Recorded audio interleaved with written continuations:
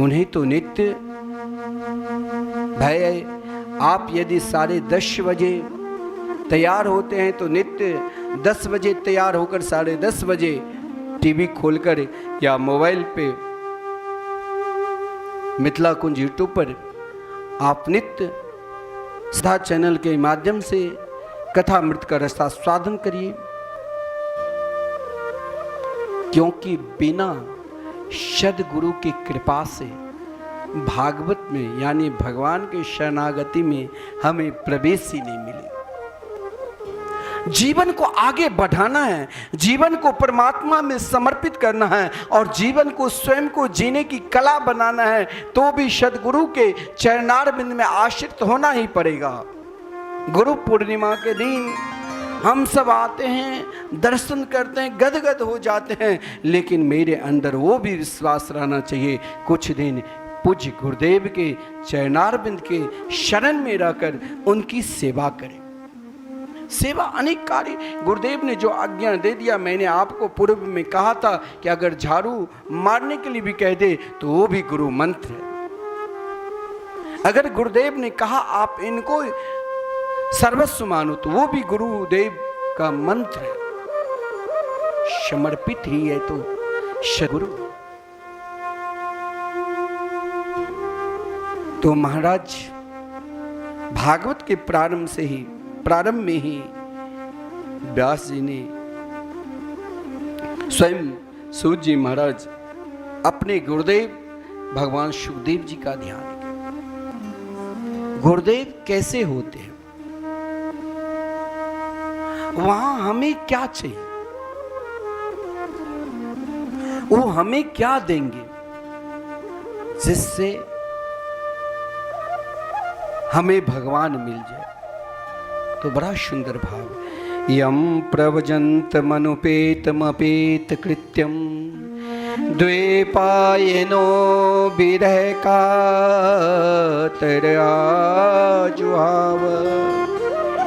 पुत्रेति तन्मयतया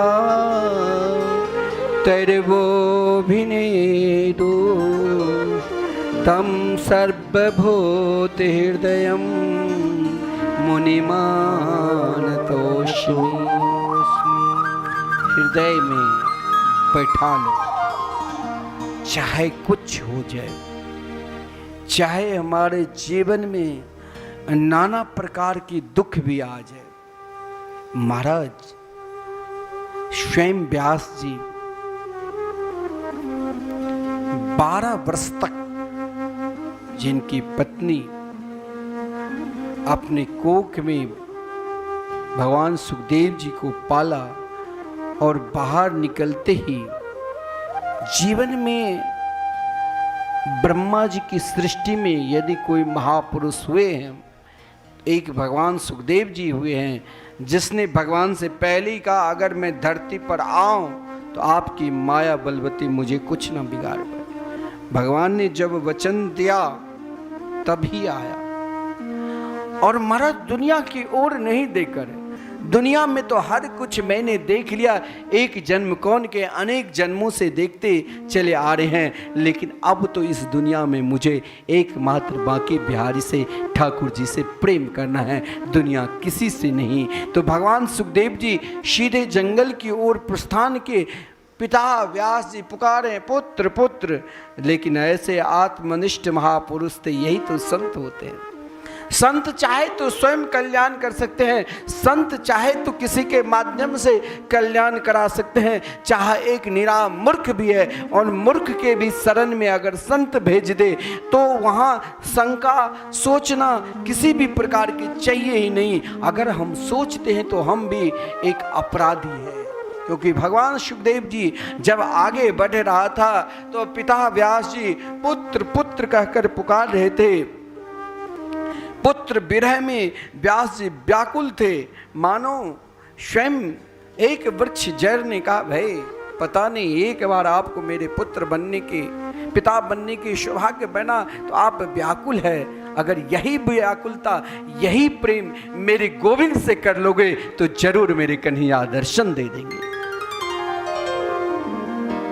ऐसा आत्मनिष्ठ महापुरुष थे जो वृक्ष से उत्तर दिया, पुत्रोहम पुत्रोहम। व्यास जी ने कहा ये तो सब के हैं। संत महापुरुष लोग एक के बंधे नहीं रहते हैं। अगर हम अपना कल्याण चाहे तो हम भी उनके निकट, उनकी आज्ञा, उनके द्वारा प्रदत्त मंत्र, उनके द्वारा बताए हुए मार्ग पर यदि हम चलेंगे तो जरूर, चाहे हम उन आत्मनिष्ठ महापुरुष नाम जापक के शरणागति को स्वीकार किए हैं तो मेरा क्यों नहीं कल्याण होगा। व्यास जी ने कहा ऐसे पुत्र को क्यों ढूंढूं जो जगत के कल्याण के लिए जन्म लिया है, जो एक जड़ में प्रवेश होकर पुत्र पुत्र कह सकता है। ऐसे पुत्र को ढूंढने की जरूरत नहीं है, ऐसे पुत्र को तो प्रणाम करने की जरूरत है। महाराज, जीवन की पवित्रता कहाँ है, किस ओर है, किस जगह है, कहाँ पर जीवन लगे जहां हमें ना जाने जीवन में अनेक सोच लेकर, अनेक चिंतन लेकर, जिस चिंतन में भगवत चिंतन छोड़कर हम नाना प्रकार की चिंता करने लग जाते हैं, उनको हृदय में बैठा कर ना जाने हमने क्या क्या सोच रहे हैं। फिर भी जीवन का आप देखना, जिस समय सौनकादिक ऋषि ने पृथ्वी लोक पर आया तो पहले महाराज जिनके अंदर 10,000 संत लोग रहा करते थे और हम सबके कल्याण के लिए, जगत के कल्याण के लिए सोचा कि यज्ञ करो। मात्र 30 वर्ष तक यज्ञ, जिनके यज्ञ में, सुरक्षा में स्वयं मृत्यु देवी, जो ये यज्ञ में कोई मर ना पाए, लेकिन 30 वर्ष में थक गए कि नहीं ऐसा कोई उपाय हो जहाँ सबको आनंद मिले। ब्रह्मा जी ने प्रेरणा दी, भगवान नारायण की कृपा से नारायण ने चक्र सुदर्शन का जहाँ पर गिरेगा वहीं पर वो आनंद बरसेगा। तो महाराज निमिषारण के परम पवित्र भूमि पर देखिए जीवन की प्रतीक्षा, हर हमेशा प्रतीक्षा करना चाहिए। ऐसा नहीं जो महाराज हम स्टेशन पर ट्रेन का समय है 4 बजे और लेट हो गई, देर से मानो 2-4 घंटे, तो हम व्याकुल हो जाते हैं। लेकिन भगवान के लिए हम जितनी प्रतीक्षा करेंगे उतनी व्याकुलता आएगी। व्याकुलता ही तो प्रेम है, व्याकुलता ही तो हमें उनसे मिला देंगे। जो ही उन संतों के हृदय में व्याकुलता हुई श्री कृष्ण कथा सुनने की, तो परम महाराज भगवान के स्वरूप गुरुदेव के रूप में सूर्य जी का आगमन हुआ। उस समय वहाँ जो संत महापुरुष उपस्थित थे उसने अपने जीवन में एक बार कौन कहे अनेक बार चतुर्युग, सतयुग, त्रेता, द्वापर, कलयुग देख चुके हैं। लेकिन उस समय सूर्य जी की अवस्था महापुरुष लोग कहा करते हैं मात्र 20 वर्ष की अवस्था नहीं देखना चाहिए, उनके ज्ञान देखना चाहिए। महाराज उनको देखकर शौनक जी जान गए, संत को संत ही पहचान सकते हैं। शौनक जी ने कहा यही हमें कृष्ण से मिला सकते हैं, इसलिए क्यों नहीं वही प्रश्न करूं जो हमें श्री कृष्ण से मिला दे। कहा कि भगवान अज्ञान ध्वांत विध्वंस कोटि सूर्य सम प्रभ शोतख्याहि कथाशारम मम कर्ण रसायनम। संसार में हर व्यक्ति ज्ञानी है, ऐसा नहीं है। एक पशु भी है ना, जिसे हम पालते हैं, जिसे हम सिखाते हैं। किसान खेत पे बैल को जोतता रहता है, बैल को यदि छोड़ दिया डायरेक्ट, सुबह जिस बैल को ले गया और 12-1 बजे धूप में छोड़ देते हैं, तो बैल चलते चलते चलते जहाँ नित्य उनको भोजन मिलता है वहीं पर किसान के दरवाजा पे दूसरे के दरवाजा नहीं जाएंगे, वहीं पर ठहर जाते। अरे हम एक कुत्ता भी पालते हैं तो मालिक के लिए दिन रात भूखते रहते हैं, लेकिन ज्ञान तो उनके अंदर भी है। मालिक ने एक रोटी खिलाया तो भूखते रहते हैं। हमने एक तोता को पाला तो हम जैसे बोलते हैं वैसे ही बोलने लग जाते हैं। ज्ञान तो उनके अंदर भी है, तो फिर हम सबके अंदर ज्ञान क्यों नहीं है? ज्ञान सबके अंदर है, लेकिन वो ज्ञान, जो ज्ञान हमें भगवान से मिला दे, जो ज्ञान हमें परमात्मा से मिला दे, जो मुस्कुराते हुए सहजता से इस कलयुग में बिना परिश्रम से महाराज ऐसा ज्ञान मेरे हृदय में बस जाए, जो न जाने अनेक जन्मों से उद्यम करते करते थक गए कि मेरे जीवन में सदा सुख मिले, सदा आनंद मिले, सदा प्रसन्नता मिले, तो तब भी जब नहीं मिला, हम स्वयं को अपना परिश्रम करते करते थक गए, हर प्रकार के उद्यम करते करते थक गए। अब स्वयं को थके हुए व्यक्ति को आपको कुछ काम करने के लिए तो कुछ नहीं करेगा, वो बैठ जाएगा। तो हमें भी अपने जीवन में सारा उद्यम करने के बाद भी फिर भी हमारे हृदय में महाराज हमने बहुत सुंदर फ्लैट भी बना लिया, हमने बहुत सुंदर गाड़ी भी खरीद ली, लड़के बच्चे सब योग्य बन गए, किसी भी चीज़ की कमी नहीं है, फिर भी हम उस अज्ञान में इस प्रकार फंस गए हैं, जो कुछ क्षण के लिए हृदय में प्रसन्नता हो रही है, लेकिन वो प्रसन्नता कभी कभी दुख में बदल जाता है। लेकिन यहाँ शौनक जी जो प्रश्न किए हैं कि भगवान मेरे हृदय में अज्ञान ध्वांत विध्वंस कोटि सूर्य समप्रभा, आपके हृदय में वो ज्ञान है। कौन सा ज्ञान? तो करोड़ों सूर्य के समान। अरे महाराज एक सूर्य के किरण दिन में आज इतना पड़ा जो सब थक गया, बहुत गर्मी बहुत गर्मी। जब आज प्रातः काल से सूर्य की किरण निकला तो लगा कि आज बहुत धूप रहेगी। उन किरण को देखते ही हम लोग थका, और 100 किरण आ जाए तो क्या होगा? तो किरण ने सूर्य के समान, सूर्य के समान कौन? सद्गुरु,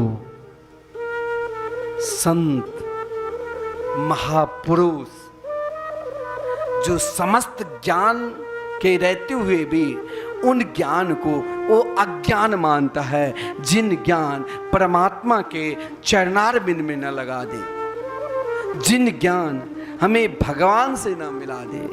उस सहजता में, प्रेम में कहा भगवान मुझे ऐसे ज्ञान दे दो जो कर्ण रसायनम, जो कानों को प्रिय लगते हुए। अरे सीताराम सीताराम, राधे श्याम राधे श्याम, जब आप कीर्तन करते कोई थकते हैं कि अधिक से अधिक जितने बार करोगे तो कानों को प्रिय यानी हृदय में प्रसन्नता होगी। और वही प्रसन्नता को व्यक्त करते हुए कहा कि वो कानों के प्रिय लगे जो भक्ति ज्ञान और वैराग्य। जीवन में हमारे पूज्य गुरुदेव कहते हैं कि भक्ति तो सब करते हैं, वस्त्र पहनना, भोजन करना, घूमना, सोना, चलना, हर हमेशा सब भक्ति करते हैं, लेकिन ऐसी भक्ति तो सब कर रहे हैं। ज्ञान सबके अंदर है, मैंने समझा है। वैराग्य भी कभी कभी हो जाता है। महाराज ये वस्तु अगर हमें नहीं मिला, मानो सामने बहुत बड़ी बिल्डिंग है और हमारे पास एक झोपड़ी है, तो अगर हमें उससे बहुत प्रेम है तो उस बिल्डिंग में एक क्षण के लिए चला गया, लेकिन मेरे हृदय में उतना धन नहीं है, उतना दौलत नहीं कि मैं उनके समान बिल्डिंग कोठी बना लूं। तो हमारे पास जो भी है उसी में संतोष रहना ही वैराग्य है। लेकिन यहां पर जो प्रश्न क्या, भक्ति ज्ञान विरागाप्तो विवेके वर्धते महान। वो भक्ति, वो ज्ञान, वो वैराग्य नहीं चाहिए हमें, तो ऐसा विवेक। देखिए विवेक सर्वोपरि है, बुद्धि से भी, मन से भी श्रेष्ठ। बुद्धि पशु के अंदर भी है, मन पशु के अंदर भी है। पहचानते हैं कि ये मेरा मालिक है, कि ये मेरा कौन है। जो मालिक रोज पशु को खिलाते हैं उसे पशु भी प्रेम करने लग जाते हैं। जो नहीं खिलाते हैं उसे दुलत्ती चलाकर कहते हैं तुम मुझसे दूर रह। उनको नहीं पहचानते हैं। ज्ञान, भक्ति ज्ञान और वैराग्य तो सबके हृदय में है, लेकिन विवेक, विवेक ही तो परमात्मा है। विवेक ही तो सद्गुरु है। जो हम अज्ञान रूपी अंधकार में गोता लगा रहे हैं, वही विवेक वर्धते महान। विवेके वर्धते यानी सद्गुरु ही हमारे हृदय में श्री राम कृष्ण की प्राप्ति के लिए विवेक वर्धन कर देते हैं, बढ़ा देते हैं। इस संसार में भक्ति ज्ञान और वैराग्य से परिपूर्ण रहते हुए भी गुरुदेव हमें आगे बढ़ा देते हैं। और जब आगे बढ़ा देते हैं तो जीवन में एक ही प्रश्न बचता है। वो कौन सा प्रश्न? तो कृष्ण प्राप्ति करम सस्वत साधनम तद बदाधुना। एक सज्जन ने आज हमसे प्रश्न किया कि भाई हमने तो केवल सोचा कि आप एक कथा को एक ही बार बोलोगे, लेकिन अभी तक वो टीवी से रोज सुनते हैं, जितने बार आपने कथा की है उतने बार नए नए शब्द बोलते हो, ये कहाँ से लाते हो? मैंने कहा मेरे पास कुछ नहीं है, मैं तो सीधे अर्थ कर दूंगा, लेकिन यही तो पूज्य गुरुदेव की कृपा है कि अगर आप जितने बार श्रवण करोगे। देखिए भागवत तो वही है, वो तो कोई किसी की ताकत ही नहीं है जो बदल लेंगे, लेकिन हम भाव हर बार अनेक प्रकार के देंगे। मैंने कहा ये भाव मैं नहीं दे रहा हूं, ये पूज्य गुरुदेव की परिश्रम अथाह है। एक एक श्लोक पे अलग अलग भाव, जैसे छोटे बच्चे को एक शब्द में और शब्द तब तक पढ़ाते रहते हैं माता पिता जब तक वो और पढ़ लेगा तभी आ अक्षर पढ़ ले जाएगा। उसी प्रकार गुरुदेव ने हर श्लोक के भाव, मैंने जब बैठा तो मैंने कहा कथा की जो लिखा है गीता प्रेस में उसका अर्थ लिखा है बोल दो, लेकिन हमें भाव अपने हृदय से आपको प्रकट करना पड़ेगा। भाव जितने बार आप श्रवण करोगे या आप भागवत कथा श्रवण करते हो या पढ़ते हो, पाठ करते हो, तो उसके अपने आप हृदय में वो भाव आएगा। वो भाव कहीं लिखा नहीं रहता है, वो भाव आपको अपने स्वयं हृदय में प्रकट होकर, जो हृदय में प्रकट होता है मैं आपको सुना देता हूँ। इसमें मैं कौन नहीं कोई उतना पढ़ा हूँ और नहीं मैं भाव दे सकता हूँ। ये सब गुरुदेव ने हमें जो सिखाया मैं आपको सुना देता हूँ। तो कहा अगर मानो विवेक को वर्धते महान।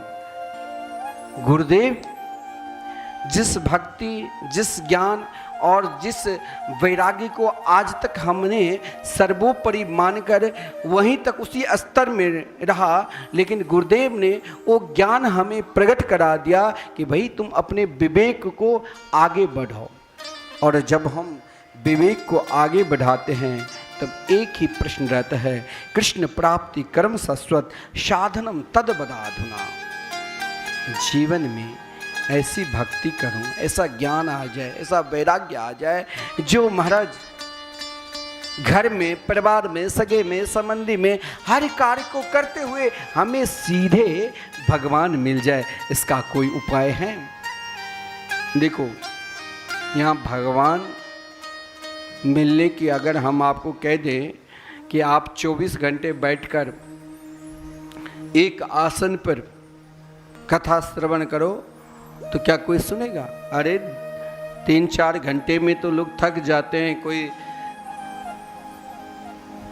नींद लेने लग जाते हैं, कोई बातचीत करने लग जाते हैं कि आज बहू ने सब्जी में ज़्यादा नमक डाल दिया, मिर्च डाल दिया। एक चानी हुई लेकिन डर के मारे बोली नहीं, तो वहाँ तो बोलेगी नहीं, वहाँ तो फिर रात्रि में भोजन ही बंद कर देगा। तो कथा में आकर चर्चा करने लग जाती है।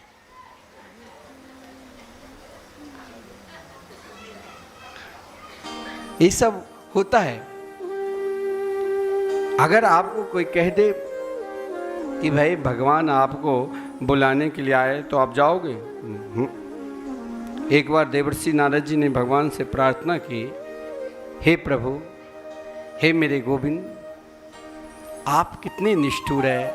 इस संसार के प्राणी दिन रात आपको भजन करते हैं, आप इनको अपने धाम बुलाओ ना। बोले देवर्षि नारद जी आप जाओ ना, आप बुला कर ले आओ सभी को। देवर्षि नारद जी सबके पास गए। मेरे पास आया तो मैंने कहा देखो महाराज, आप जाओ, अभी हमें और आश्रम बनाना है, अभी बहुत कुछ काम करना है। आपके पास पहुँचे कि चलो, तो आपने कहा कि अभी मेरी बेटी की शादी करना है, बेटा की शादी है, पढ़ाई लिखा है, अभी समय नहीं है। जिस किसी से मिला सबने मना कर दिया, क्योंकि अभी हमें जाना नहीं, अभी तो किसी के बेटी की शादी, किसी को बेटा को पढ़ाना, किसी को पोता को उपनयन संस्कार कराना, शादी करवाना, यही सब काम रहता है। हम अभी नहीं जाएंगे भगवान के पास। तो महाराज यहाँ पर प्रश्न है, कृष्ण प्राप्ति कर्म शाश्वत साधनम तद बदाधुना। लेकिन कृष्ण प्राप्ति की साधना तो अनेक जन्मांतरों तक करने के बाद भी जब उनकी पूर्ण रूप से कृपा होगी, उन कृपा के स्वरूप तब वो दर्शन देंगे, जब हम स्वयं अपने भाव को, मैंने आपसे कहा था ना, संसार के जितने भी स्त्रियां हैं उन समस्त स्त्रियों में सर्वश्रेष्ठ कौन है? कौन है? लक्ष्मी जी। और लक्ष्मी जी से सर्वश्रेष्ठ कौन है? श्री राधा, ब्रज की गोपी। और ब्रज की गोपी से सर्वश्रेष्ठ कौन है? श्री राधा रानी। तो जब हम उन स्तर तक पहुंच जाएंगे, अपने अंदर गोपी भाव जो अपने समस्त इंद्रियों के द्वारा एक मास श्री कृष्ण के नाम और रूप लीला धाम के रसास्वादन करेंगे, तब श्री कृष्ण प्राप्ति की साधना हमें प्राप्त होगी। तो इसीलिए मन ही मन सूत जी ने कहा कि देखो महाराज, ये जो प्रश्न है कृष्ण प्राप्ति कर्म शाश्वत साधनम तद बदाधुना, ये तो बहुत लंबा प्रश्न है। इसीलिए इनको कुछ, अगर देखो किसी माताओं को बार बार स्वप्न में भूत प्रेत देता है तो भगवान के कीर्तन नहीं करेंगे, भगवान के माला नहीं जाप करेंगे, क्योंकि वहाँ उस स्तर तक पहुँचा नहीं। वो किसी तांत्रिक के पास चले जाएंगे कि मेरे ऊपर भूत लग गया है, भूत उतार दो। किसी महाराज जहाँ तक घूमते हैं, वैसे जाना नहीं चाहिए तांत्रिक के पास, भूल भुलैया से। भगवान के भजन स्मरण करना चाहिए, भागवत कथा मृत का रसास्वादन करना चाहिए, पाठ करना चाहिए, लेकिन उस स्तर तक विश्वास नहीं है। इसीलिए तो ये विश्वास नहीं, तो ये प्रश्न क्या कि चिंतामणि रे लोक सुखम सुरद्रो स्वर्गे संपदम प्रक्षते गुरु प्रीतो वैकुंठम योगे दुर्लभम। देखो भाई, आप सबके हाथ में ये कहीं देखना है, ये कार्य मैं हर जगह कहता हूँ, हमारे पूज्य गुरुदेव के जितने भी शिष्य हैं, प्रायः उनमें से 99%, मैं कहूँ 100% तिलक चंदन लगाते हैं और हाथ में झोली माला रखते हैं। क्यों झोली माला रखते हैं? क्योंकि गुरुदेव ने यही आज्ञा दी है। उनके अंदर एक ही विश्वास है, जो महाराज वो हर पल हर क्षण भगवान के स्मरण करते रहेंगे, झोली माला जाप करते रहेंगे। लेकिन अगर किसी के अंदर कम पुण्य है तो उसके अंदर विश्वास नहीं होता है। भय उन्हें तो चाहिए तंत्र मंत्र की साधना। तो महाराज उन झोली माला को देख देख कर भगवत भजन करना चाहिए, कीर्तन करना चाहिए, लेकिन वहाँ विश्वास नहीं तो चिंता मणिलोक सुखम। बोले देखो मैं तुमको ऐसा मंत्र दे देता हूँ जिससे धन दौलत खूब मिलेगा, पारस मणि की तरह।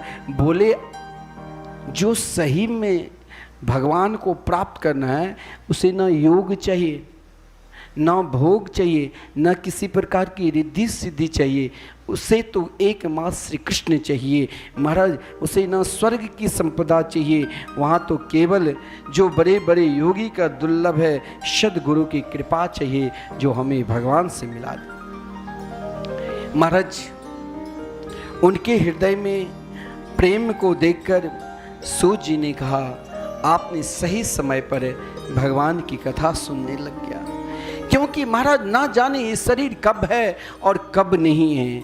काल ब्याल मुख ग्राश त्रास नृणाश हेत वे श्रीमद् भागवतम शास्त्रम कलो किरेन भाषितम।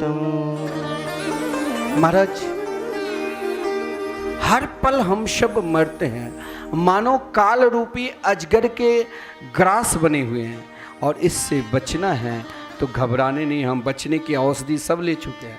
पूज्य गुरुदेव ने हमें भगवान का नाम रूप लीला धाम के उपदेश दे चुके हैं, और हम नित्य भागवत कथा श्रवण करते रहते हैं। और यदि गुरुदेव ना मिले तो भी भगवान सुखदेव जी को ही गुरुदेव बनाकर, जिसने हमें इस संसार में जीवन और मरण को सुधारने के लिए, मृत्यु को सुधारने के लिए एकमात्र श्रीमद् भागवत कथा का उपदेश दिया है। देखो जिस कथा के प्राप्त करने के लिए जब महाराज परीक्षित को श्राप लगा तो महाराज परीक्षित महाराज भगवान सुखदेव जी के शरण में गए, तो समस्त देवताओं जिसने अपने जीवन में बहुत परिश्रम करके अमृत प्राप्त किया था, लेकिन अगर आप भगवान के साथ, ये कभी नहीं सोचना चाहिए हम अगर दान करते हैं, हम यदि भजन करते हैं और जीवन में कष्ट मिलता है तो कभी जो कार्य कर रहे हैं उसे और बढ़ा देना चाहिए, क्योंकि स्वयं जब आप कार्य करने लग जाओगे तो विघ्न अनेक प्रकार के आ जाएगा। भगवत कार्य कोई भी करो, कीर्तन करो, भजन करो, कथा सत्संग करो तो विघ्न बहुत आता है, लेकिन फिर भी उन विघ्न और बाधाओं जब आने लग जाए तो मान लेना कोई असुर आकर या कोई महाराज मेरे सबसे अधिक जो दुश्मन हमें मानते हैं वो आकर हमें भगवत कार्य में बाधा डाल रहे हैं। जैसे उन देवताओं ने जब आदरणीय भगवान सुखदेव जी महाराज परीक्षित को कथा अमृत का रसास्वादन करा रहे थे तो उन देवताओं ने आकर कहा कि देखो महाराज ये अमृत आप अपने शिष्य को पिला दो और भागवत कथा अमृत हमें प्रदान कर दो, लेकिन हमें चलना है, हमें अभी तक वो स्तर वहाँ तक नहीं पहुँच हुआ है। तो महाराज परीक्षित ने कहा भागवत कथा अमृत पान करके हमें क्या मिलेगा? बोले और स्वर्ग के अमृत पान करके हमें क्या मिलेगा? बोले स्वर्ग के अमृत पुण्य को नाश करता है, हम तब तक स्वर्ग में निवास करेंगे जब तक मेरे अंदर पुण्य है।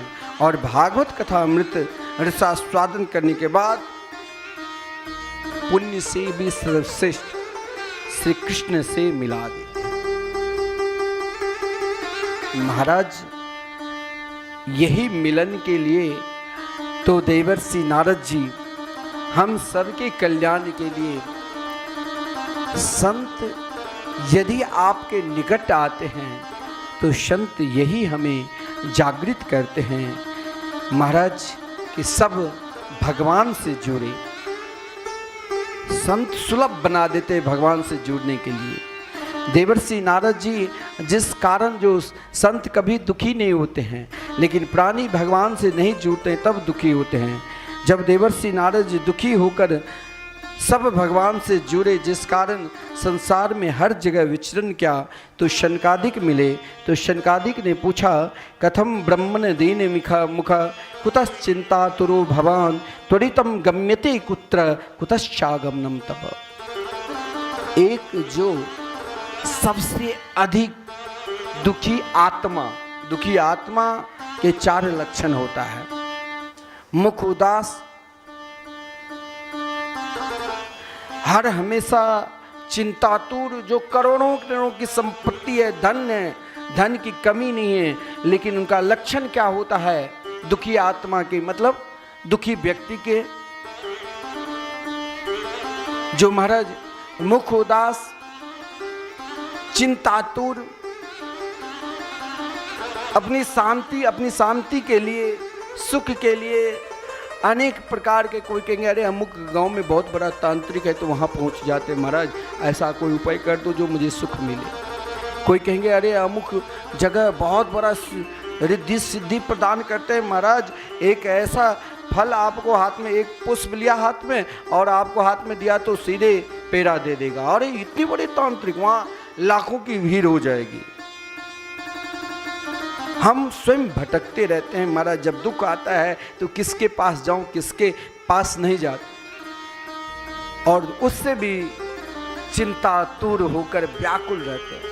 यही स्थिति एक भजनानंदी देवर्षि नारद जी की होगी। जब सनक सनंदन सनातन संत कुमार ने पूछा, कथम ब्रह्मन दीन मुख कुतश्चिंतातुरो भवन त्वरितम गम्यते कुत्र कुतश्चागमनम तब, तो क्यों दुखी हुए?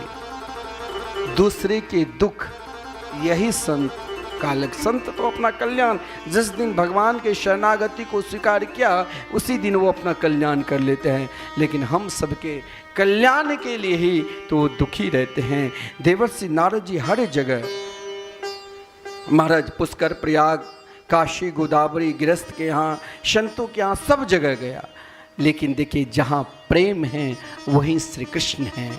श्री धाम वृंदावन जब आए तो वृंदावन में महाराज यमुना किनारे, जहाँ यमुना की दिव्य धारा बह रही है, स्वयं यमुना किनारे और कलयुग के दुस्तर अवगुण को देखता हुआ कि प्राणी मात्र को कैसे, किस प्रकार भगवान मिले, इसका कोई उपाय है कि नहीं।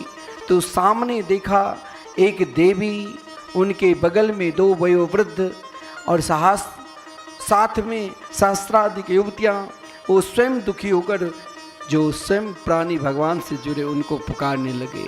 देखिए यही संत का पहचान है।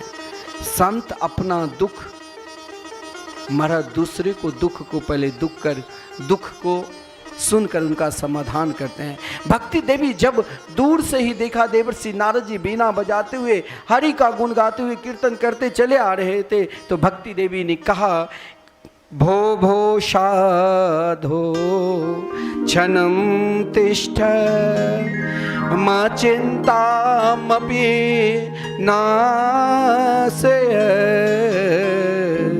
दर्शनम तव लोकस्य सर्वथा हरम परम। संत तो वो है जिसके वाणी में, जिसके चिंतन में, जिसके सोच में, जिनके विचार में, जिनके स्वभाव में एकमात्र हरि नाम संकीर्तन, प्रभु का कीर्तन ही, स्मरण ही निकलते रहते हैं। क्यों? क्योंकि भक्ति देवी ने कहा, संत दर्शन मात्र से ही महाराज अनेक जन्म जन्मांतरों तक जो प्राणी दुख के सागर में गोता लगाता है, अरे मरने के बाद भी हम इस जन्म में जो क्या, वो अगला जन्म फिर हम जन्म लेते हैं तो हमें वही भोगना पड़ता है। लेकिन एक संत की कृपा हो जाए तो इस जन्म में जो भी कुछ हुआ है, हमसे गलती हुई है, पुण्य हुआ है, पाप हुआ है, वो सब नष्ट होकर हमारे हृदय में श्री कृष्ण से प्रेम करा देते हैं। क्योंकि सर्वथा हरम परम, क्योंकि स्वयं श्री कृष्ण ने अघ को, पाप को नाश किया, और वही पाप को नाश करने वाले मेरे गोविंद को सदा हृदय में बसा कर रखते हैं। भक्ति देवी ने अपनी परिचय दिया, अपने स्थान बताया कि दक्षिण प्रांत में उत्पन्न हुई महाराष्ट्र में कई सम्मान मिला, लेकिन वृंदावन प्राप्त कर मुझे बहुत प्रसन्नता मिली, सुख मिला। अपने पुत्र ज्ञान और वैराग्य के विषय में भी कहा। इन गंगा, यमुना, सरस्वती इत्यादि नदियों के विषय में भी कहा। ये सब स्वयं देवांगना जो दिव्य रूप धारण करके आई है। लेकिन मैं भी चाहती हूँ कि महाराज प्राणी के हृदय में प्रेम प्रकट हो, प्रेम यानी श्री कृष्ण हृदय में प्रकट हो। लेकिन वृंदावन को प्राप्त कर भक्ति देवी को बहुत सुख मिला, क्योंकि वृंदावन है ही ऐसा। जीवन को यदि कृष्ण के प्रेम में अगर आपको कहीं मन ना लगे, और हमारे पूज्य गुरुदेव कहा करते हैं सब तीर्थों में चले जाओ, सब तीर्थ के दर्शन करने के बाद आप वृंदावन आओ, क्योंकि वृंदावन जब आओगे तो आपके हृदय में अगर भजन करने की भी इच्छा नहीं होगी, लेकिन वृंदावन जाकर प्रथम बारी आपने जीवन में कभी भजन किए ही नहीं, परंतु वृंदावन में पैर रखते ही आपके मुख से कोई ना कोई लिवा ही देंगे, राधे राधे, क्योंकि वहाँ प्राणी मात्र भगवान के नाम गाते रहते हैं। इसीलिए जीवन को, मन को वृंदावन ले चलो, और यही को क्या, मैं तो चली श्याम की गली, मुझे कोई रोके ना। मैं तो चली श्याम की गली, मुझे कोई रोके ना। मैं तो चली श्याम की गली, मुझे कोई रोके ना। मैं तो चली श्याम की गली, मुझे सब ताली सेवा करते हुए भाव के साथ मन से वृंदावन पहुंचे। रोके ना कोई, रोके ना, रोके ना कोई रोके ना। रोके ना कोई टोके ना। रोके ना कोई रोके ना। मैं तो चले श्याम के गली, मुझे कोई रोके ना। मैं तो चली श्याम की गली, मुझे कोई रोके ना। सब ताली सेवा करते हुए भाव के साथ पुकारते रहिए।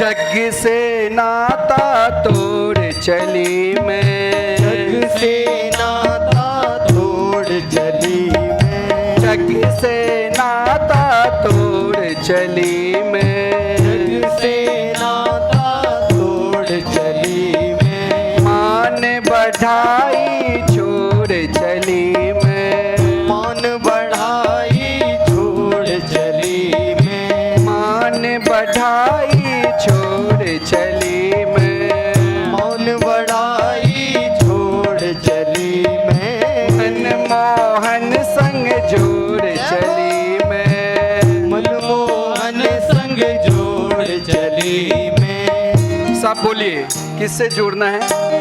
मनमोहन संग जोड़ चली मैं। मनमोहन संग जोड़ चली मैं। फिर कहाँ चलेंगे? मैं तो वृंदावन को चली, मुझे कोई रोके ना। मैं तो वृंदावन को चली, मुझे कोई रोके ना। मैं तो चली श्याम की गली, मुझे कोई रोके ना। मैं तो चली श्याम की गली, मुझे कोई रोके ना।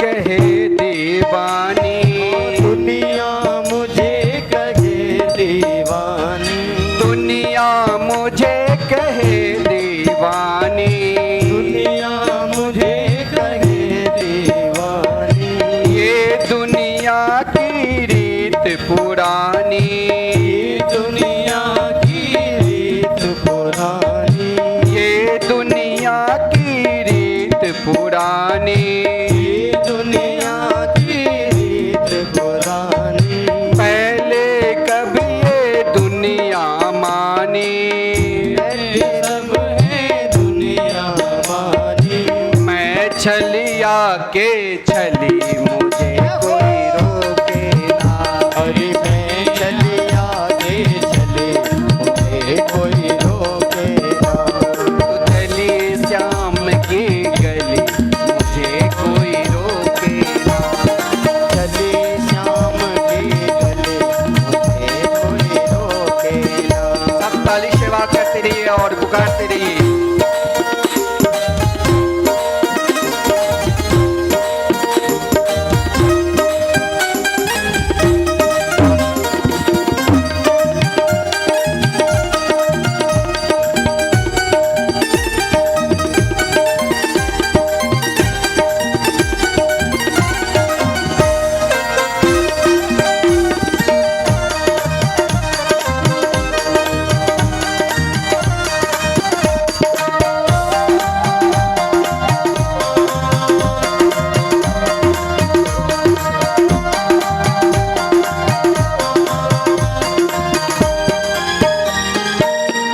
वृंदावन को चली अकेली, वृंदावन को चली अकेली, वृंदावन को चली अकेली, वृंदावन को चली अकेली, ना कोई साथी ना सहेली, ना कोई साथी ना ही सहेली, ना कोई साथी ना सहेली, ना कोई साथी ना ही सहेली, कोई पागल कह चाहे भली मुझे कोई रोके ना, कोई पागल कहे चाहे भले मुझे कोई रोके ना। मैं तो चली श्याम के दोनों हाथ उठा करके हरी बोल।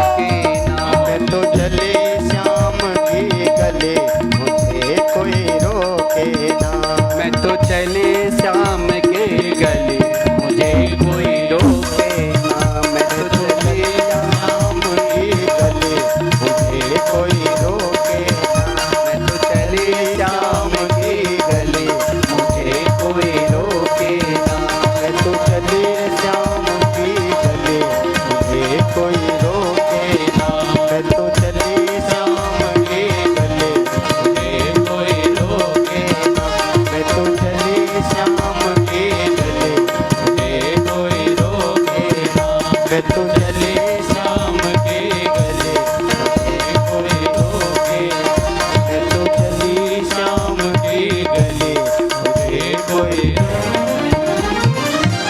श्री वृंदावन बिहारी लाल की जय। अब हमारे अरविंद जी आप सभी को जो श्रद्धा चैनल के माध्यम से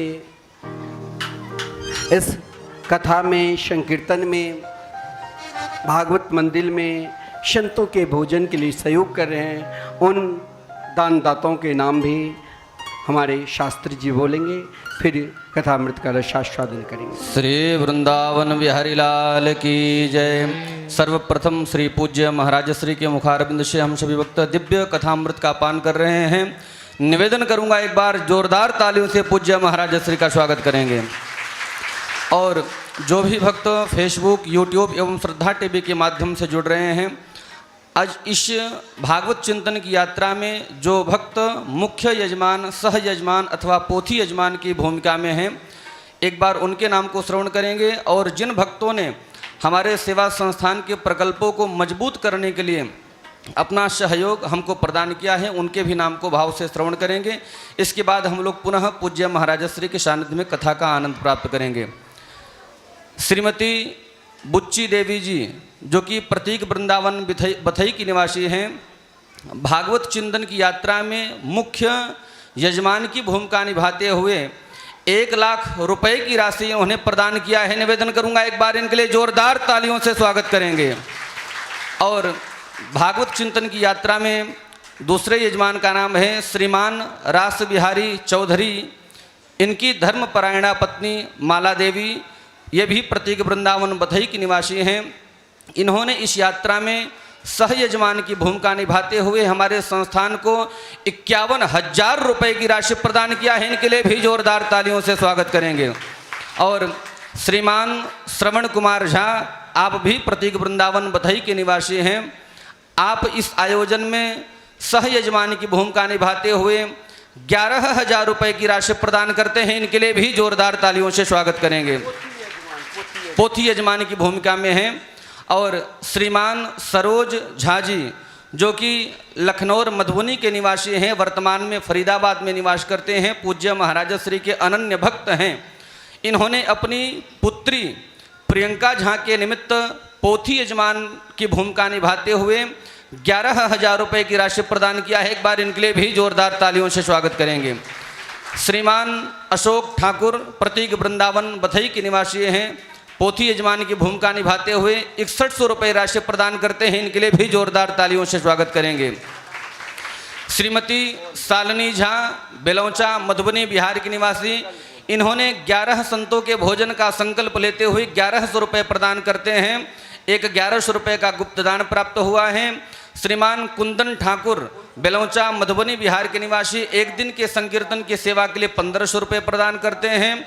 श्रीमती नीलम देवी, श्रीमान अशोक ठाकुर महुली मधुबनी बिहार के निवासी हैं, 1 दिन के संकीर्तन की सेवा के लिए 1500 रुपये प्रदान करते हैं। श्रीमान कुंदन झा एवं चंदन झा बेलौचा मधुबनी बिहार के निवासी, 1 दिन के संकीर्तन के लिए 1500 रुपये प्रदान करते हैं। श्रीमती शांति देवी जो कि झावर तेलंगाना के निवासी हैं, आपने 21 संतों के भोजन का संकल्प लेते हुए हमारे संस्थान को 2100 रुपये प्रदान किया है। आप टीवी के माध्यम से कथा से जुड़ रहे हैं, निवेदन करूंगा एक बार इनके लिए जोरदार तालियों से स्वागत करेंगे। श्रीमान मनोज चौधरी जी जो कि धर्मपुर उजान बिहार के निवासी हैं, इन्होंने 1 दिन के संकीर्तन का संकल्प लेते हुए हमारे संस्थान को 1500 रुपये की राशि प्रदान किया है। इनके लिए भी जोरदार तालियों से स्वागत करेंगे। जिन भक्तों ने हमारे संस्थान के प्रकल्पों को मजबूत करने के लिए पूज्य महाराज श्री के कदम से कदम मिला करके चलने के लिए जिन भक्तों ने हमारे संस्थान को दान प्रदान किया है, आप लोगों का बहुत बहुत धन्यवाद, बहुत बहुत आभार। ठाकुर श्री बांके बिहारी की कृपा आप लोगों के ऊपर बनी रहे। आप लोग सतत ऐसे ही हमारे सेवा संकल्प के प्रकल्पों से जुड़ करके पुण्य लाभ को प्राप्त करते रहें। और मैं एक बार पुनः निवेदन करूंगा, जो भक्त वर्तमान में फेसबुक, यूट्यूब एवं श्रद्धा टीवी के माध्यम से जुड़ रहे हैं, आपसे भी निवेदन करूंगा, यदि आपने हमारे संस्थान के प्रकल्पों को मजबूत करने के लिए अपना दान अभी तक नहीं प्रदान किया है तो तुरंत मोबाइल का फ़ोन उठाएं और हमारे सेवा संस्थान में दान राशि भेज करके अपने नाम की घोषणा करवा करके पुण्य लाभ को प्राप्त करें। आइए अब हम सभी भक्त प्रवेश करते हैं पूज्य महाराज श्री के सानिध्य में। श्री वृंदावन बिहारी लाल की जय। जय जय श्री राधे। भागवत कथा मृत का रसास्वादन करके भक्ति ज्ञान और वैराग्य का कल्याण हुआ। जीवन में भागवत से सर्वोपरि कुछ है ही नहीं। चाहे किसी भी प्रकार के प्राणी क्यों ना हो, उसे अपने जीवन में कभी खीनता लाना ही नहीं चाहिए। अरे इस संसार में धुंधकारी से भी अधिक कोई पापी हो सकता है, जिसके विषय में कहा गया है धुंधकारी की सोच, धुंधकारी के चिंतन और धुंधकारी के कार्य केवल पाप ही पाप था। भागवत में तो यहाँ तक कहा गया है, ये मानवा पाप कृतस्तु सर्वदा सदा दुराचार रता विमार्गा क्रोधाग्निदग्धा कुटिलाशकामिना सप्ताहयज्ञेन कलो पुनन्ति ते। चाहे महाराज जीवन में क्रोध क्यों उठता है, ये प्रश्न हर व्यक्ति के हृदय में एक बार जरूर उठता है। लेकिन मैं आप सभी को व्यासपीठ से संबोधन कर रहा हूँ कि अगर जीवन में ऐसा नहीं है, मेरे अंदर क्रोध नहीं था, लेकिन मैं स्वयं अपना अनुभव बता रहा हूँ। जीवन में यदि क्रोध को समाप्त करना है तो अपने आप धीरे धीरे भागवत भगवान के आप शरणागति को स्वीकार कर लो। नित्य हो सके तो कम से कम आधी अश्लोक, एक अश्लोक या आधी अश्लोक नित्य पाठ करो। एक अध्याय तो सभी को करना चाहिए, हर प्राणी को समय नहीं है तो भागवत के एक अश्लोक, आधी अश्लोक, यहाँ तक कहा गया है केवल नित्य प्रति श्रीमद् भागवत महापुराण के दर्शन मात्र से ही, प्रातःकाल उठते ही दर्शन मात्र से ही, स्नान करके एक तुलसी पत्र चढ़ाने के लिए जीवन बदल जाता है। भगवान के चरणार बिंद में आश्रित कर देते हैं। चाहे कोई दुराचारी है, चाहे महाराज कोई सत्य से हीन है, कोई दंभी है, अनेक प्रकार के पाप सुबह से लेकर रात्रि सोते वक्त केवल पाप ही पाप करते हैं, वो भी भगवान की शरण में जाते हैं, उनका कल्याण होता है। पाप करते करते भयंकर प्रेत बनकर भी, प्रेत यानी अज्ञानी, जिसके जीवन में कभी सत्संग नहीं किया है, जिसने अपने जीवन में कभी दान नहीं किया है, वो जिसने अपने जीवन में कभी एक को भोजन नहीं कराए हो, जिसने अपने जीवन में कभी भगवान के धाम तीर्थ यात्रा नहीं की हो, जिसने अपने जीवन में कभी भगवान की कथा नहीं सुनी हो, वही अज्ञानी और प्रेत की तरह है। फिर भी उन अज्ञानी को चाहे वो धुंधकारी की तरह भयंकर प्रेत बन जाए, उनका भी कल्याण होता है। ऐसा नहीं है, जो जीवन में हर व्यक्ति सुख के खोज के लिए ही आज तक जो भी कार्य किए हैं, जो भी कर रहे हैं और जो भी करेंगे, केवल सुख के खोज के लिए। लेकिन कभी कभी अगर सुख को हर प्राणी को खोजना चाहिए, लेकिन इन सुख में अपने हृदय में भगवान को बैठाकर ही पूर्ण सुख मिलता है। ऐसा नहीं है हम बहुत बड़े विद्वान हैं कि हम बहुत बड़े धनवान हैं, हमें ही सुख मिल जाएगा। स्वयं भागवत की महिमा में कहा गया है कि तुंगभद्रा तटे पूर्वम अभुत्पत्तन्मुत्तमम् यत्र वर्णाश्वधर्मेण सत्य सत्य कर्म तत्परा। ध्यान देना, ये कथा हम सबके जीवन को भगवान के चरणार बिंद की ओर ले जाते हैं। तुंगभद्रा नाम के एक नदी है, जिस नदी के किनारे पत्तन नाम के नगर है, या उत्तम नाम के नगर कह लो, जिस नगर की शोभा बहुत विलक्षण है। उन नगर की शोभा को देखने के लिए देश विदेश से हर प्राणी उनकी चतुराई, उनकी शोभा, उनके गुणगान और उनकी प्रभुता को देखने के लिए आते हैं और स्वयं को मोहित हो जाते हैं।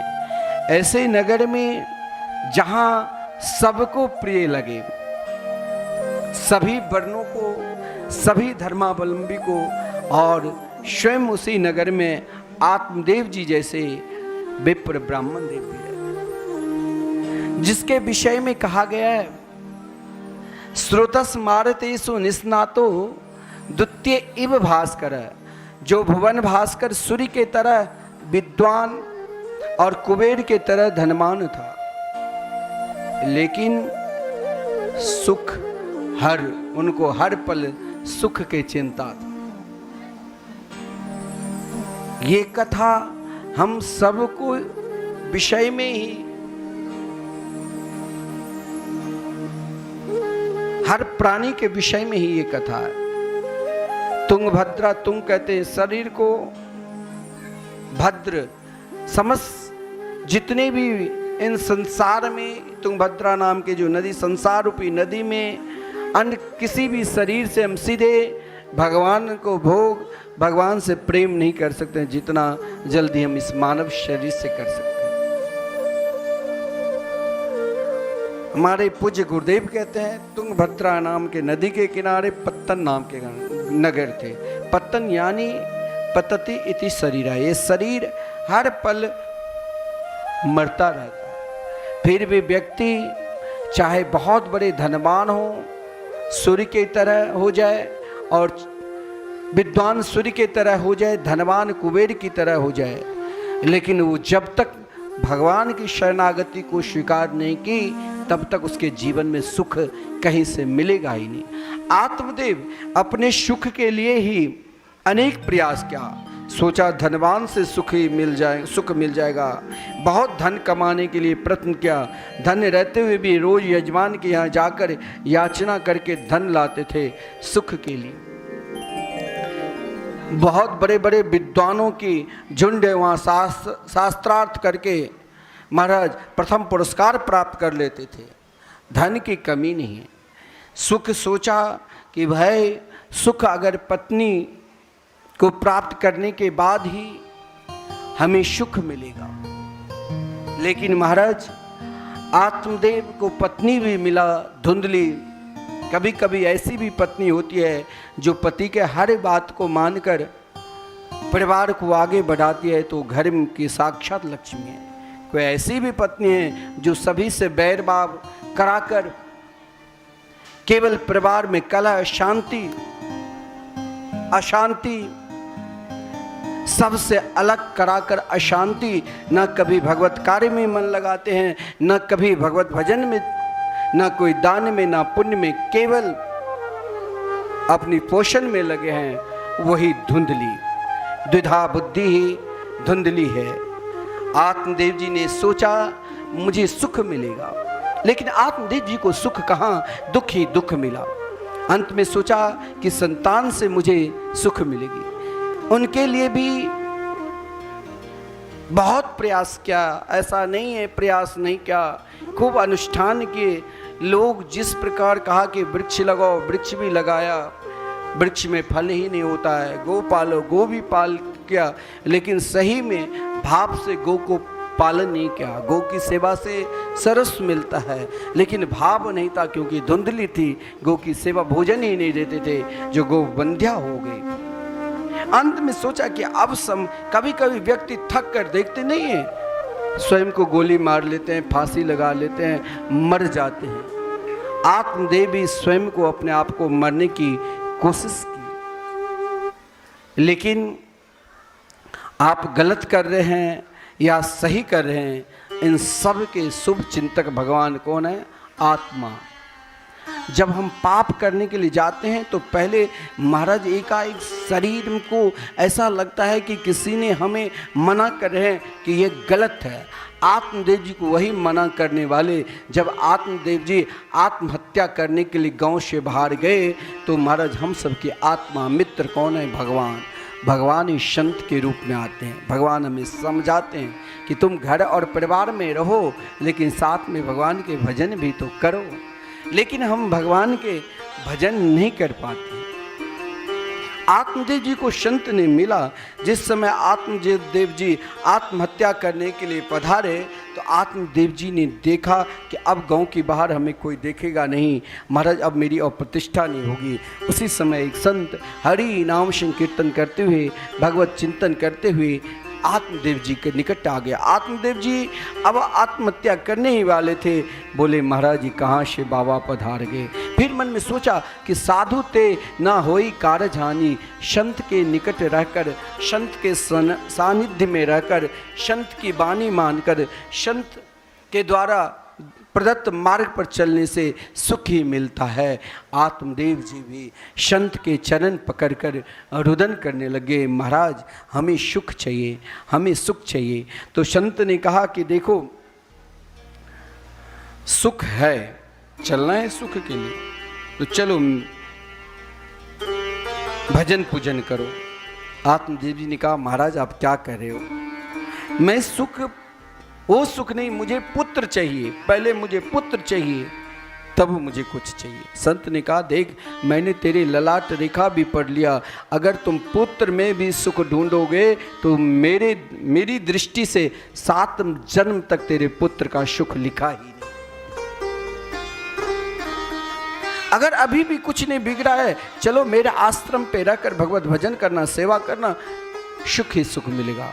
आत्मदेव जी ने कहा ज़्यादा हमें ज्ञान और विज्ञान की बात मत को, यही तो होता है, तनिक अपना दुख साधु संत के पास ले जाओ तो बस यही अपना ज्ञान के व्याख्या देने लग जाते हैं। महाराज या तो हमें पुत्र दो, नहीं तो हम आपके समीप ही मर जाऊंगा। संत ने बहुत समझाया, अंत में संत ने कृपा की। देखिए ऐसा नहीं है भगवान हम पे कृपा नहीं करते। संत ने अपने झोली से एक आम का फल दिया, एक फल दिया। हर आदमी को भगवान ने फल दिया, लेकिन उस फल को हम स्वीकार ही नहीं करते। इसमें भगवान क्या दोष?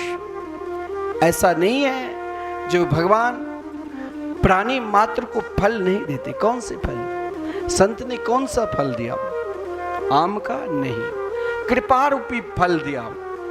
संत के कृपा ही तो फल है, जो कृपा आपको सीधे भगवान से जोड़ देंगे। लेकिन उन कृपा से हमारे जीवन सही दिशा में चल रहा है कि नहीं, तो संत ने भी एक फल दिया और कहा लो ये फल तुम अपनी पत्नी को खिला देना। साथ में संत की कृपा से अगर जीवन बदलने लग जाए तो पहला जीवन में 5 कार्य आने लग जाए तो मान लेना संत की कृपा हो गई। और संत की कृपा तो परमात्मा की कृपा क्या है, भगवान की कृपा क्या है? भगवान की कृपा ही तो हम सबको ईश्वर की ओर जोड़ते हैं। भगवान हम सभी को ईश्वर की ओर लगाते हैं, और जब हम ईश्वर की ओर जुड़ जाते हैं तो हमारे जीवन की यही पहचान है, जो पहचान संत ने फल देकर कहा कि ये फल अपनी पत्नी से खिला दे, अपनी पत्नी को। संत का पहला कृपा ही है क्या? तो जीवन हर पल मुस्कुराते रहे क्या? तो ये कृपा रूपी फल है कि जाओ अपने पत्नी से कहना इस कृपा रूपी फल को स्वीकार कर ले तो सही में सुख स्वरूप पुत्र होगा क्या? सत्यम शौचम दयादानम मेक भक्तम तु भोजनम वर्षावधि स्त्रिया कार्यम तेना पुत्रोति निर्मल। जीवन ही तो परमार्थ पर यदि जीवन चलता है तो परमार्थ पर चलने से सद्गुरु की अगर कृपा है और सद्गुरु ने कृपा रूपी फल दिया, भगवान नाम का आश्रय दे दिया, यही सबसे बड़ा फल है। उन फल को प्राप्त करके ही जीवन में सर्वप्रथम हमने सत्य को पहचाना। चाहे जीवन कुछ हो जाए हम भगवान के भजन छोड़ेंगे ही नहीं, जो सत्य स्वरूप है। हमें जीवन में अधिक से अधिक हर कार्य करते हुए भी सत्य का ही आचरण करना पड़ेगा। जब हम भगवान के भजन करने लग जाते हैं तो उससे और भी बहुत फल मिलने लग जाता है क्या? तो शौचम, पवित्रता हृदय में। देखिए पवित्रता को रहना भी बहुत जरूरी है।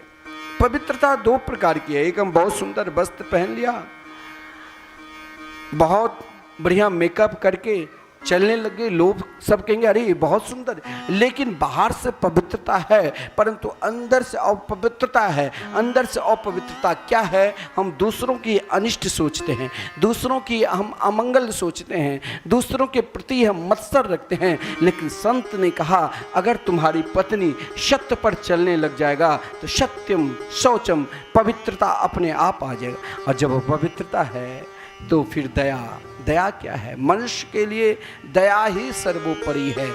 केवल मनुष्य को ही नहीं, चाहे वो राक्षस है चाहे वो देवता है। तस्मात् सर्वेषु भूतेषु दयाम कुरुत सौहृदम। एक बार ब्रह्मा जी के पास देवता, मनुष्य और असुर भी गए कि महाराज सृष्टि के विस्तार कर रहे हो, लेकिन ऐसा नहीं जो हमें इस सृष्टि में बहुत सारे धन दौलत मिल जाए तो फिर हमारे अंदर अभिमान आ जाए, कोई उपाय बताओ। तो ब्रह्मा जी ने तीनों को 2 अक्षर दिया, देवताओं को भी, मनुष्य को भी, असुर को भी। लेकिन जिसका भाव आप कथा सुन रहे हो तो भगवान की लीला की भाव हृदय में प्रकट होता है। 2 अक्षर जाप करने से उन सभी को कुछ मिला नहीं भाव, तो ब्रह्मा जी के पास गए, देवता से कहा कि 2 अक्षर इसीलिए दिया अपने इंद्रियों को दमन रखो। असुर को कहा 2 अक्षर इसीलिए दिया जो समस्त प्राणियों के ऊपर दया भाव रखो। अगर दया, आतंकवादी के हृदय में दया, तो फिर वो आतंकवादी काम करेगा ही नहीं। और मनुष्य को दिया कि दया, 2 अक्षर इसीलिए दिया कि इस कलयुग में केवल दान ही प्रधान है। जितना हो सके जीवन में दान करो। हमारे पूज्य गुरुदेव कहा करते हैं जो अपने दशांश में से अरे 2% भी दान करने लग गए वो कभी विपन्न हो ही नहीं सकता। दशांश वैसे करना चाहिए, फिर भी कुछ न कुछ अंश नित्य जितना कमाते हैं उससे हम अरे 2 ही अंश, 1 ही अंश दान करने लग जाएंगे तो बहुत हो जाए। दया, और कहा अंतिम में सत्यम शौचम दया दान। दान जीवन में सर्वोपरि है भगवान से मिलाने की, और एक भक्त तो भोजनम, यानी जीवन में जितना भजन करोगे तो अपने ही होगा कि हम स्वयं कम खाकर दूसरे को खिलाए, यही सर्वोपरि धाम। लेकिन धुंधली के अंदर इन सब से विपरीत, क्योंकि धुंधली के जीवन में संत नहीं मिला था, धुंधली के जीवन में तो द्विधा बुद्धि मिली थी, मन मर्जी आचरण करती थी। इसलिए स्वयं ने फल खाकर बहन की बात में आकर बहन ने कहा तू चिंता मत कर, पति से कह देना हमने फल खा ली, और उन फल को बंध्या गौ को खिला दिया और कहा तू गर्भवती की तरह रह, जिस दिन मेरे को संतान होगी, ज्योतिषाचार्य ने कहा कि पुत्र ही होगा, और तुम को मैं समर्पित कर दूंगी, तुम सभी से कहना कि मेरे ही लड़का हुआ है। बहन की बात मानकर स्वयं फल नहीं खाकर, और उसने ये धुंधली की सिद्धांत है जो अगर मैं फल खा लिया, यानी बहुत लोग नहीं कहते हैं अगर हम भजन करने लगे तो फिर पाप करने की प्रवृत्ति अपने आप छूट जाएगी, इसीलिए हम भजन करेंगे ही नहीं। धुंधली भी तर्क वितर्क करने लग गई। लालने पालने दुखम प्रसुतयाश्च वर्धते बंध्या च विधवा नारी सुखनी चेती में मती। उनकी अपनी बुद्धि तर्क वितर्क करने लग गई और स्वयं को गर्भवती की तरह रहने लग गई। कुछ ही दिन के बाद महाराज फल तो वही ले सकता है ना जो गौ रहे। गौ यानी जिसके इंद्रियों में भगवान के प्रति प्रेम रहे, वही तो संत की कृपा को ग्रहण सकते हैं। अन्यथा धुंधली क्या ले, धुंधली ने उस फल को नहीं खाई, गौ को खिला दिया। धुंधली से भी संतान हुई, बहन की संतान को अपना पुत्र मानकर आत्मदेव जी से कहा आज मेरे घर में पुत्र हुआ है। आत्मदेव ने बहुत दक्षिणा इत्यादि दान की महाराज, और गौ से भी पुत्र हुआ जिनका नाम महाराज धुंधली अपने पुत्र का नाम आत्मदेव जी को नहीं रखने दिया, क्योंकि वो तो द्विधा बुद्धि थी, मन में जो इच्छा होती थी वही करती थी। धुंधली ने बिल्कुल अपने नाम के अनुसार धुंधकारी रख दिया, लेकिन आत्मदेव जी ने गौ की संतान को नामकरण क्या हो सकता है अपना पुत्र मेरा नहीं कल्याण करे, लेकिन जहाँ जिस कन्हैया के लिए, जिस गोविंद के लिए, जिस वृंदावन के लिए हमने दान की उन वृंदावन बिहारी ही मेरा कल्याण कर दे। तो आत्मदेव जी भी गोकर्ण को नामकरण संस्कार किया। गो के समान कान होने के कारण गोकर्ण नाम पड़ा। गोकर्ण परम विद्वान पंडित ज्ञानी हुए, धुंधकारी महाखल हुए। दुष्ट के संग किया धुंधकारी, संतों महापुरुषों के संग किया गोकर्ण।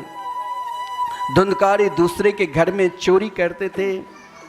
बाल्या अवस्था से दुष्ट दुराचारी बन गया था और गोकर्ण बाल्यावस्था से ही भगवान के परम भक्त हो गए। धुंधकारी ने पिता को भी 2-4 लाख जिमा दिया। उन दुख से दुखी होकर आत्मदेव जी ने बोला, अब मैं कहाँ जाऊं, किसके पास जाऊं, किस अपना दुख बताऊं। रो रहा है। हमारे पूज्य गुरुदेव कहते हैं, समय पर चेत जाओ।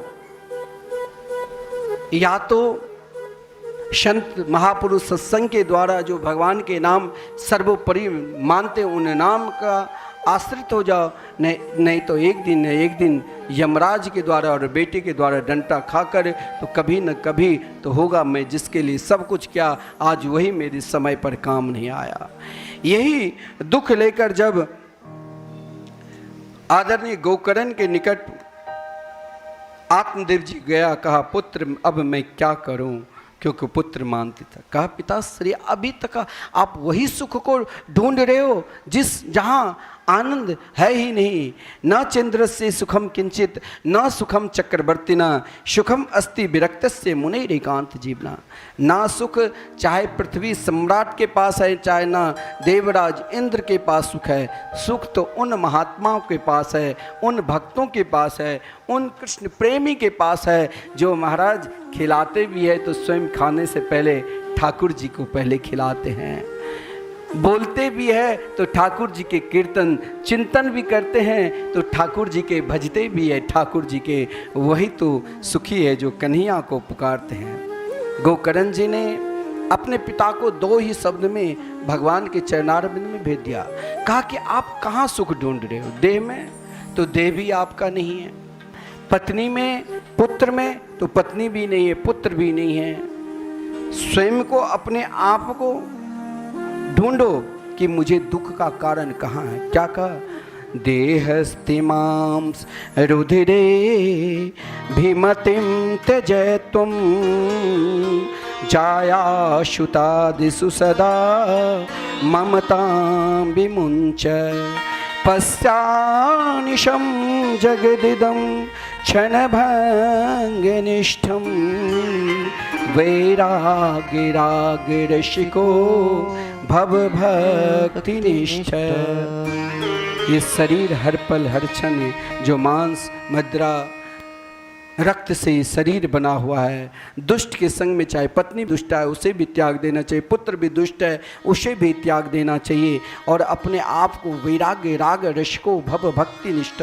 वैराग्य उसे कहते हैं, राग करो तो वैराग्य से। एक बरसाने के संत थे, वो महाराज रोज बरसाने में परिक्रमा लगाते थे 7 बार और एक कुटिया बनाकर, बड़ी परिक्रमा बरसाने की है ना, तो उस कुटिया सांकड़ी खोर के पास एक कुटिया बनाकर भजन करते थे। पुराने जमाने के समय की बात है, चोर उस समय हमारे पूज्य गुरुदेव कहा करते, मिथिला कुंज में भी बार बार चोर आकर चोरी करते थे, नहीं कुछ मिलता तो करंट लगा देते थे। बहुत चोर उस समय था। तो महात्मा 7 बार परिक्रमा लगाने के बाद मधुकरी में कुछ मिलता भिक्षाटन में तो लेकर खा लेते, नहीं मिलता तो भी चैन से सोता। आज महात्मा अपनी कुटिया में पड़े हुए हैं, दरवाज़ा खुला हुआ है, एक पतली से कंबल था, ठंड के मौसम, महात्मा के पास नहीं कंबल, महात्मा सो रहे थे। उसी समय रात्रि के 12 बजे चोर आया चोरी करने के लिए। चोर जब चोरी करने के लिए आया तो दरवाज़ा खुला था।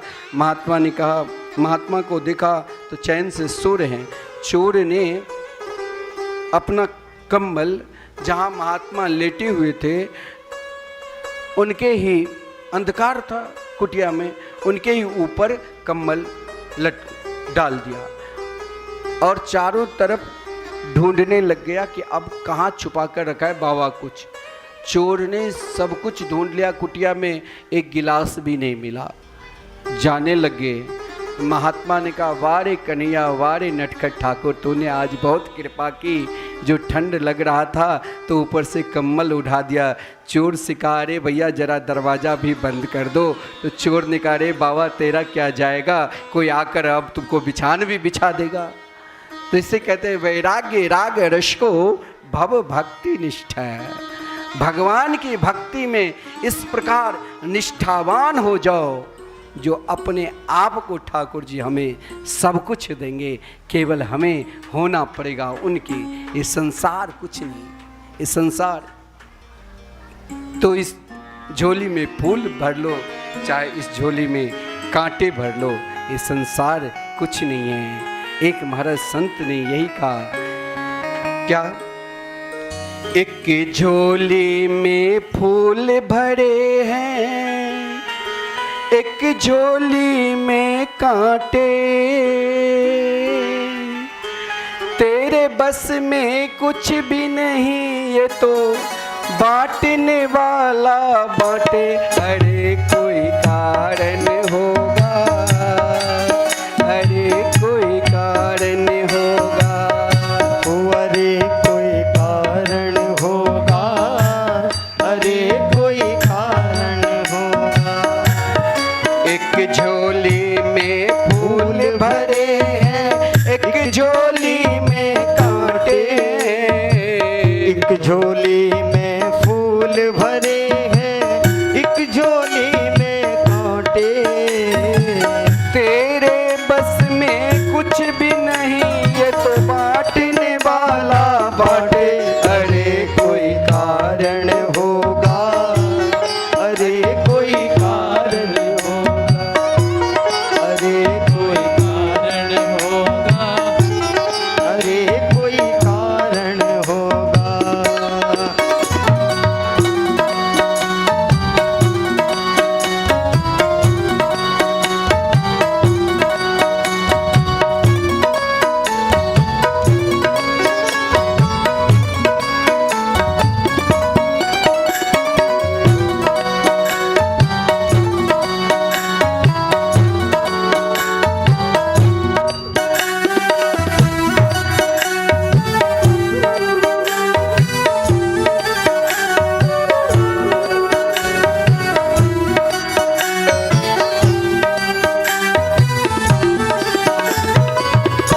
पहले बनती है तकदीरें, फिर बनते हैं शरीर। पहले बनती है तकदीरें, फिर बनते हैं शरीर। कोई राजा कोई भिखारी, कोई राजा कोई भिखारी, कोई संत फकीर। अरे कोई कारण होगा, अरे कोई कारण होगा, अरे कोई कारण होगा, अरे कोई कारण होगा।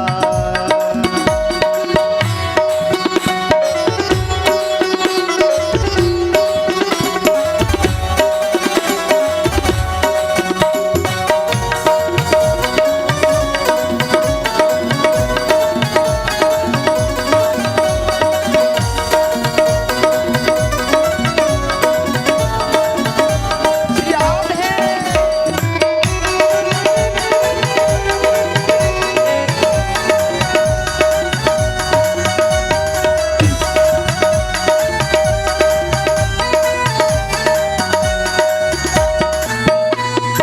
नाग भी डस ले तो मिल जाए किसी को जीवन दान। नाग भी डस ले तो मिल जाए किसी को जीवन दान। नाग भी डस ले तो मिल जाए किसी को जीवन दान। नाग भी डस ले तो मिल जाए किसी को जीवन दान। चींटी से भी मिट सकता है, चींटी से भी मिट सकता है, चींटी से भी मिट सकता है निशान, अरे कोई कारण होगा, अरे कोई कारण होगा, अरे कोई कारण होगा, अरे कोई कारण होगा। जय हो।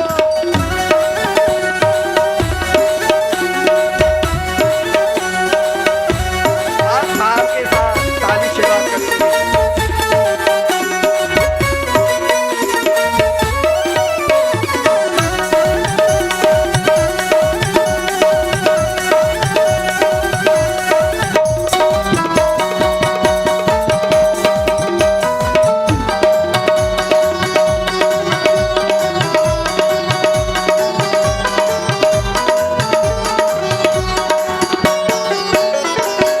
सागर से भी बुझ सकते नहीं कभी किसी की प्यार, किसी से बच सकते हैं कभी किसी के प्राण। सागर से भी बुझ सकते नहीं कभी किसी की प्यार, सागर से भी बुझ सकती है कभी किसी की प्यार। कभी एक ही बूंद से पूरी, कभी एक ही बूंद से पूरी, कभी एक ही बूंद से पूरी हो जाती है आस, अरे कोई कारण होगा, अरे कोई कारण होगा, अरे कोई कारण होगा, अरे कोई कारण होगा। एक झोली में फूल भरे हैं, एक झोली में कांटे, एक झोली में फूल भरे हैं, एक झोली में कांटे।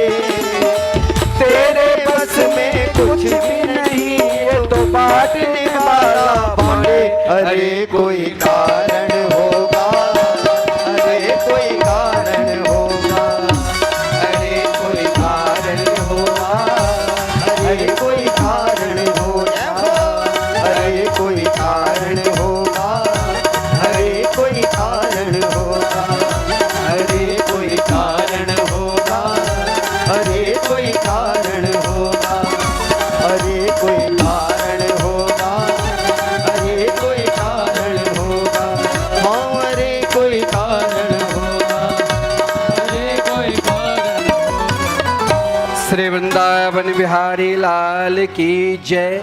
आइए हम स्वभाव आरती के दर्शन करेंगे। महाराज गोकर्ण जी को भागवत धर्म के सुंदर उपदेश देकर आत्मदेव जी को दिव्य सदगति को प्रदान करा दिए।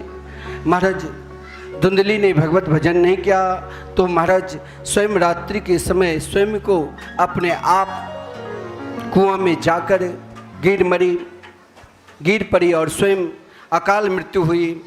धुंधकारी भी वेश्याओं के संग करने से महाराज 5 वेश्याओं के संग किया, जिस कारण भयंकर वेदना के साथ उन वेश्याओं ने धुंधकारी को हत्या कर दिया और भयंकर प्रेत बना। लेकिन मैंने कहा अज्ञान भी हो लेकिन संत की शरण में चले जाओ। वही धुंधकारी जब परम भागवत स्वरूप गोकर्ण जी के पास गए तो गोकर्ण जी ने उनको भागवत धर्म की उपदेश देकर, क्योंकि धुंधकारी ने स्वयं का पापी का गया जी में भी कल्याण नहीं होता है, कहा गया सरासते नापे मुक्तिर्बेना भविष्यति। लेकिन संत उनसे भी श्रेष्ठ साधन की उपाय सोच लिया।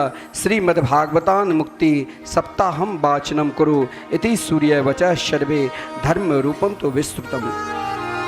ये जो भागवत कथा हम निरंतर श्रवण कर रहे हैं, यही कथा हमें भगवान से मिला देंगे। जिन भगवान ने धुंधकारी जैसे महान प्रेत ज्ञानी को, जिसे अंत में कहना पड़ा जब उद्धार हुआ कि धन्या भागवती वार्ता प्रेत पीड़ा विनाशनी सप्ताहोपि तथा धन्य कृष्ण लोक फलप्रद भगवत धाम को प्राप्त कर लिया। और भागवत की कृपा से ही आदरणीय गोकर्ण जी ने समस्त प्राणी मात्र को जब धुंधकारी का कल्याण देखा तो सब विश्वास कर लिया कि एकमात्र भागवत भगवान की शरण से ही कल्याण होगा। और सभी आसुर चंडाल पर्यंत को भागवत कथा सुनाकर गोकर्ण जी ने दिव्य धाम को भेज दिया। भागवत कथा किस प्रकार सुननी चाहिए, कैसे सुननी चाहिए, नित्य पूजन करना चाहिए, नित्य भागवत के पाठ श्रवण करना चाहिए, नित्य आरती में सम्मिलित होना चाहिए और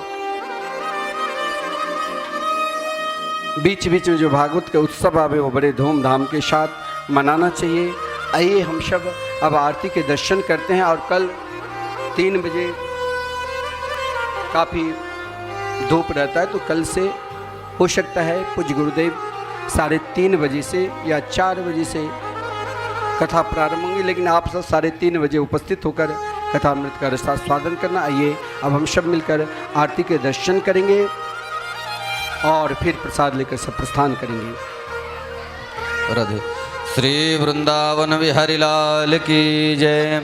आइएगा सज्जनों, भागवत चिंतन की आज की यात्रा यहीं पर विश्राम लेती है। कल पुनः दिव्य कथामृत का रसास्वादन करेंगे। सभी भक्त अपने अपने स्थान पर खड़े होकर के श्रीमद् भागवत महापुराण की परम पावनी आरती में सम्मिलित होंगे। ओम चंद्रमा मनुषोजास्त चक्षुः शोर्जो अजायत श्रोत्राद्वायुष प्राणश मुखादग्निरजायत।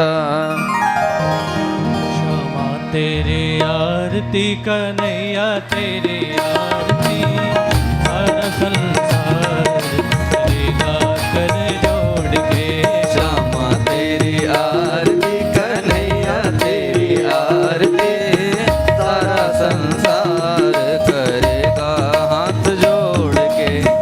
सिर पर सोहना मुकुट विराजे, सिर पर सोहना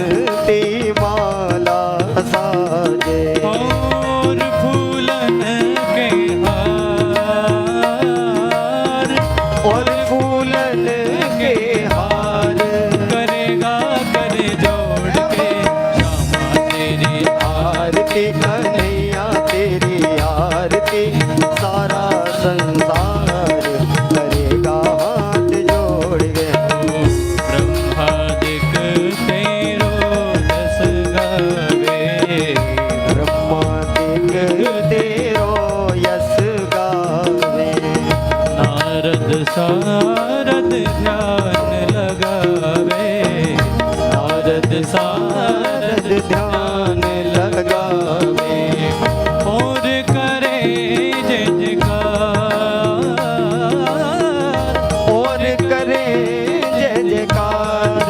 करेगा कर जोड़ के श्यामा तेरी आरती कन्हैया तेरी आरती सारा संसार करेगा हाथ जोड़।